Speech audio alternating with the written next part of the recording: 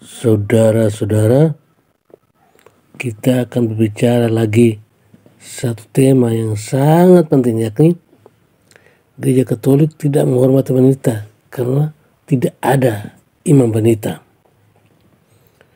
Pembahasan ini saya ambil dari Katoliksitas.org. Pertanyaan,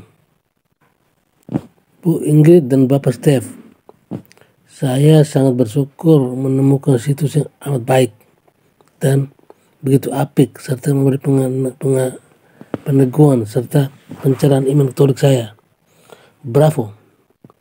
Selanjutnya perkenalkan saya bertanya. 1. Ada teman perpustakaan yang mengatakan kepada saya bahwa orang Katolik itu tidak menghormati perempuan. Salah satu buktinya Katolik tidak mengizinkan wanita jadi pastor.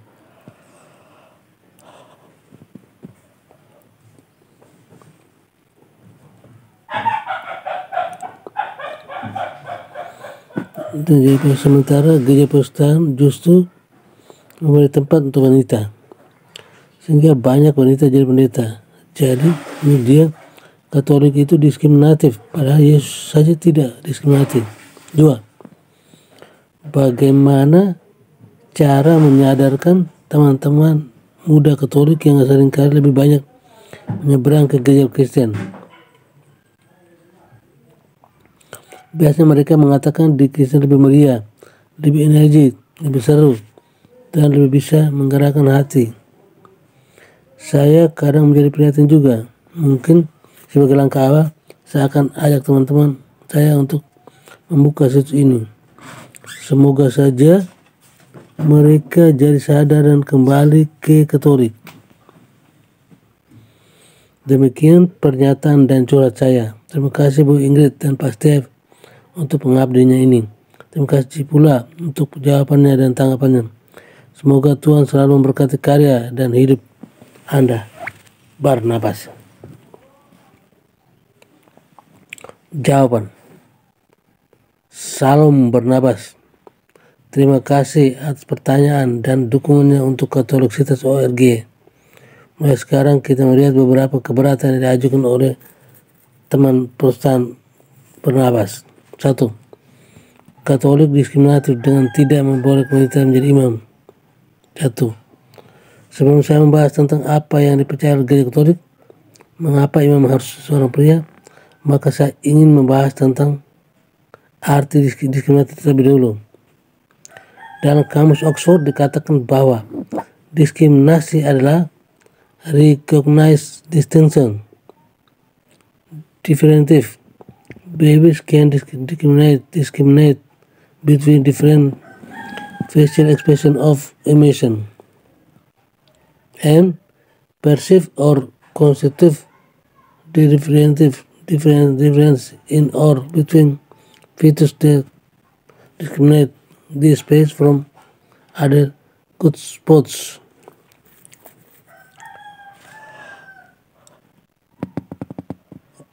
Dua. Make and adjust or prejudicial discrimination in the treatment of different categories of people of things, especially on the grounds of race, sex, or age. Existing employment policies discriminate against women. Originally 10 from Latin distinguished between, from the verb discriminate, from the verb discernere. Dari definisi ini di atas kita dapat mengambil kesimpulan bahwa diskriminasi adalah sikap membedakan sesuatu yang dianggap sama dan memperlakukan keduanya secara berbeda. Maka seolah-olah hal tersebut merupakan konotasi negatif, seperti yang terlihat pada definisi kedua. Contohnya adalah diskriminasi ras dan lain-lain. Namun, kalau sesuatu yang secara natural kodrat memang berbeda, maka tidak memberikan konotasi negatif, seperti yang terlihat pada definisi 1. Dari definisi yang pertama ini kita melihat bahwa wanita dan pria diciptakan mempunyai derajat yang sama sebagai anak Allah, namun dengan kodrat yang berbeda.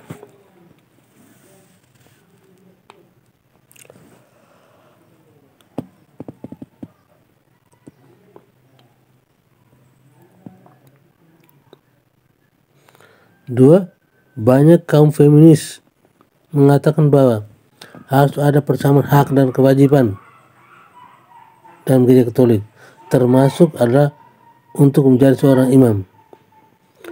Mungkin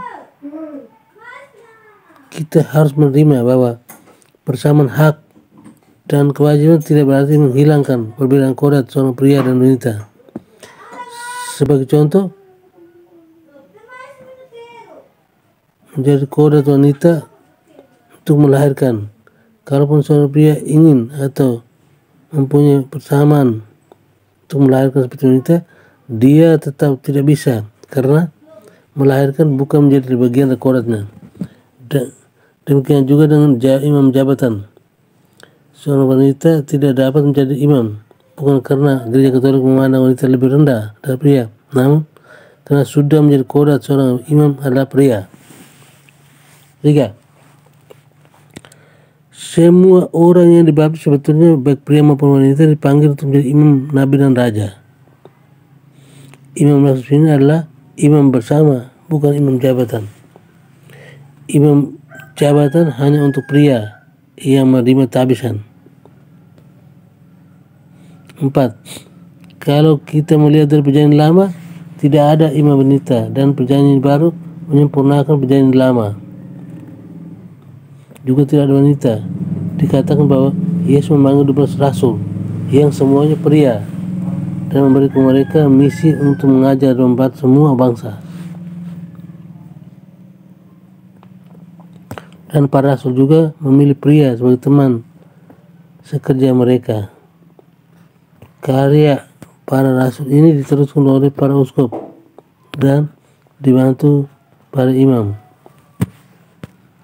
dan imam dalam pelayanan.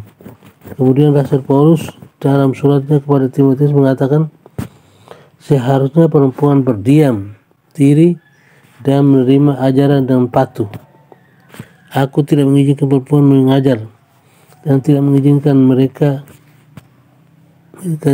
memerintah laki-laki. Hendaklah ia berdiam diri. Tidak mengizinkan mengajar dapat diinterpretasikan untuk menduduki jabatan teaching office seperti para imam yang ditabiskan. Itulah sebabnya Tertullian dalam bukunya On Failing Virgins mengatakan, tidaklah diizinkan bagi seorang wanita untuk berbicara depan gereja atau mengajar, membaptis, mempersembahkan atau menyatakan diri sendiri segala fungsi yang diperuntukkan untuk pria, dan yang terkecil dari semuanya adalah the office of priest, imam tertabis. Dan begitu banyak komentar yang lain seperti dari Origenes, Santo Epiphanius, Saint John Chrysostomos, Santo Agustinus dan lain-lain. Dan lebih lanjut dinyatakan dalam Konsil Nicea, Council of Laodicea, Konsil Tours, Konsil ke-6 Paris, dan juga beberapa konsil berikutnya yang melarang wanita sebagai imam. Dan akhirnya pada tahun 1994 Paus Yohanes Paus II menyatakan dalam Apostolic Letter Ordinatio Sacerdotales atau mengkhususkan ordinasi imam hanya bagi pria, tanggal 22 Mei 1994, yang mengatakan bahwa gereja tidak mempunyai otoritas untuk memberikan orasi kepada wanita, dan keputusan ini harus dipatuhi oleh seluruh umat beriman. Namun demikian, gereja membolehkan wanita untuk aktif dalam peran kerasulan awam, seperti mengajar agama sebagai katekis, membentuk komunitas untuk ibu-ibu, untuk maksud evangelisasi. Namun terutama di dalam keluarga karena fungsi tugasnya sebagai ibu untuk mendidik anak-anak. 5. Mari kita sekarang melihat alasan teologisnya. Gereja dinyatakan sebagai seorang mempelai wanita, sedangkan Yesus adalah seorang mempelai pria. Di dalam perayaan sakramen, terutama dalam sakramen Ekaristi dan Tobat, maka seorang imam bertindak sebagai Kristus, dan Yesus telah dibuat sebagai pria, lahir sebagai seorang pria, menderita, wafat, dan bangkit sebagai seorang pria.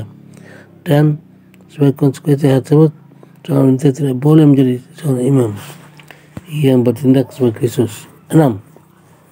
Dan kalau kita lihat, bukan berarti tidak menjadi seorang imam maka seorang perempuan menjadi kurang kudus atau kurang dalam kehidupan gereja. Bunda Maria adalah salah satu wanita, satu manusia secara Kristus yang tidak bernoda. Dan Bunda Maria bagaimanapun menjadi Bunda Kristus, dia tidak menjadi salah satu dari rasul. Kita juga melihat yang terberkati Bunda Teresa dari Kalkuta, wanita yang bangun gereja secara luar biasa, dan begitu banyak contoh daripada wanita yang menjadi orang-orang kudus, di mana mereka sebenarnya dipakai Tuhan untuk membangun gereja dari dalam. 2. Cara menyadarkan teman-teman Katolik yang meninggal gereja Katolik. Untuk membawa kepada teman-teman yang menyeberang ke gereja lain, maka ada beberapa hal yang dapat kita lakukan. Seperti satu, memberitakan kebenaran ini.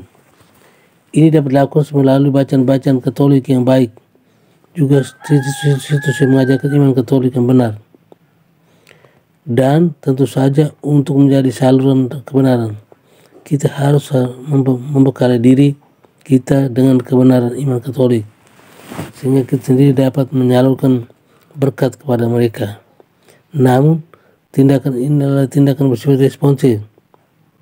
Yang lebih baik lagi adalah mempersiapkan para calon baptis dengan pengajaran yang baik dan proses katekese, sehingga mereka benar-benar dapat mengenal masih iman Katolik, dan setelah dibaptis mereka dapat menjadi saluran kebenaran dan kasih bagi Yesus bagi orang lain. 2. Memberikan kasih. Ini dapat melalui perhatian yang kita berikan kepada teman-teman, terutama bagi pada saat-saat yang sulit, Berikan perhatian kepada mereka sehingga mereka dapat merasakan kasih Yesus. Namun untuk memberikan kasih kepada sesama harus bersumber pada kasih kepada Tuhan. Ini berarti kita sendiri harus mempunyai hubungan dengan kasih yang dalam Yesus.